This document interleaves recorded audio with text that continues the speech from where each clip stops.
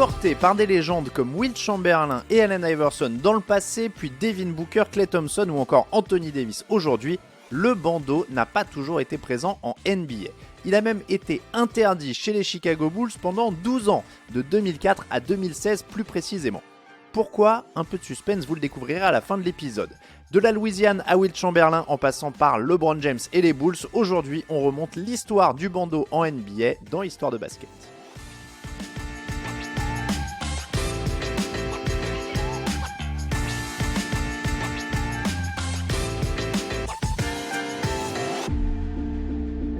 L'histoire veut que ce soit par l'intermédiaire d'un petit arrière sorti de Louisiane que la mode du bandeau soit née. Nous sommes au début des années 70, la côte ouest est submergée par la vague hippie. Le basket swing au rythme chaloupé des dribbles de Pistol Pete Maravich. À l'image du regretté meneur flashy des Hawks, l'Amérique du basket bouillonne de créativité. Les franchises NBA naissent un peu partout sur le territoire, on nage en plein bonheur. Dans l'état de Maravich, la Louisiane, le basket déchaîne les passions. La fac de LSU surfe sur le succès de son bijou et la Nouvelle-Orléans sue le basket à plein port. C'est alors qu'un dénommé Donald Watts, qui jouait arrière à l'université de Xavier, entre dans l'intrigue. Constamment raillé par ses camarades de classe à cause de son implantation capillaire inégale, il est carrément surnommé Maphead, littéralement tête de carte. De quoi le pousser à se raser le crâne dès l'âge de 14 ans. Et puis, en jouant au basket, ce bon Donald éprouve les pires difficultés à contrôler sa sudation. Encore plus dans ce qu'il appelle The Barn, la grange qui fait office de gymnase de la fac de Xavier. Dans le climat difficile du bayou, Donald dégouline. Comment faire en sorte que cette sueur ne lui tombe pas dans les yeux ? Watts a d'abord l'idée saugrenue de mettre du scotch. Une très mauvaise idée car à chaque fois qu'il l'enlève, il a le droit à une épilation du crâne. Il se décide alors à arpenter tous les magasins de la ville de la Nouvelle-Orléans. C'est là qu'il trouve un bandeau noir. Il va le garder pendant 3 ans. À la mi-temps des matchs, il allait le laver, le rincer, le sécher et il le remettait sur sa tête. À la fin de son cursus universitaire, comme tout bon joueur NCAA, il se rend à New York pour suivre la draft. Comme tous les joueurs universitaires, il attend d'être appelé, le plus haut possible évidemment, pour avoir une chance de jouer en NBA. Mais Watts repart bredouille de la Big Apple. C'est la douche froide avec ou sans bandeau et il fait part de sa déception à son coach universitaire Bob Hopkins. Ce dernier n'est nul autre que le cousin d'un certain Bill Russell, le grand Bill Russell, l'homme aux 12 bagues.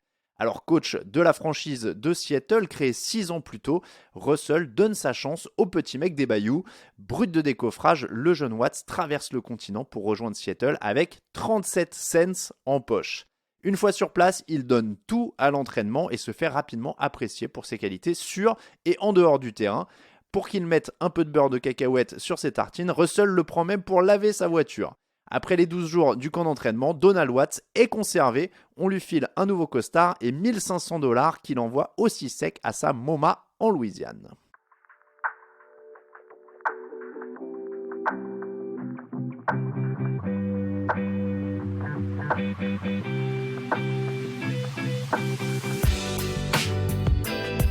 Bien installé dans l'effectif des Supersonics, Donald devient slick en référence à son crâne rasé.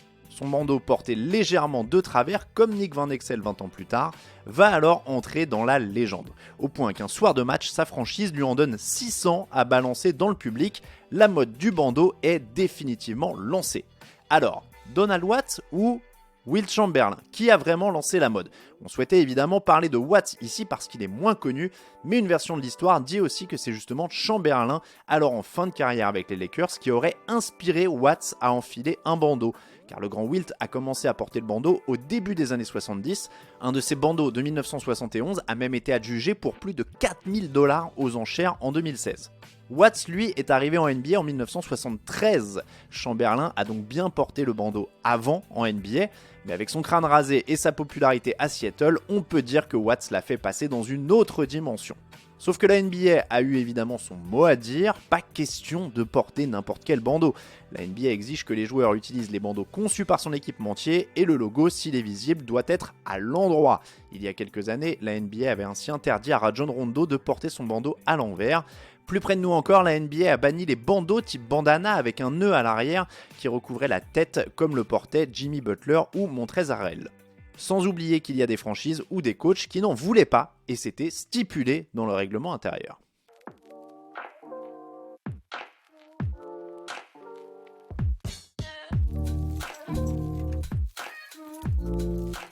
C'est là qu'on en revient aux Chicago Bulls, et la raison de cette interdiction est méconnue. De 2004 à 2016, les Bulls avaient interdit à leurs joueurs de porter un bandeau pendant les matchs. Même Ben Wallace, pourtant célèbre pour ses bandeaux à Détroit, n'avait pas le droit d'en porter, et il s'en était d'ailleurs plaint auprès du syndicat des joueurs. En fait, c'est la faute d'Eddie Robinson, un joueur non drafté par Chicago en 2001. Il y est resté 3 ans et il portait un bandeau. Jusque-là, rien qui ne justifie une interdiction. Sauf que Robinson était une tête de l'art qui se prenait souvent la tête avec les coachs et les dirigeants. L'été, il snobait les programmes de remise en forme et c'est pour le sanctionner que le vice-président des Bulls, John Paxson, a décidé d'interdire le bandeau. Après la rébellion de Wallace qui tenait à porter son bandeau, 2 autres joueurs étaient parvenus à enfreindre le règlement, Rajon Rondo et Bobby Portis, pas des anges non plus.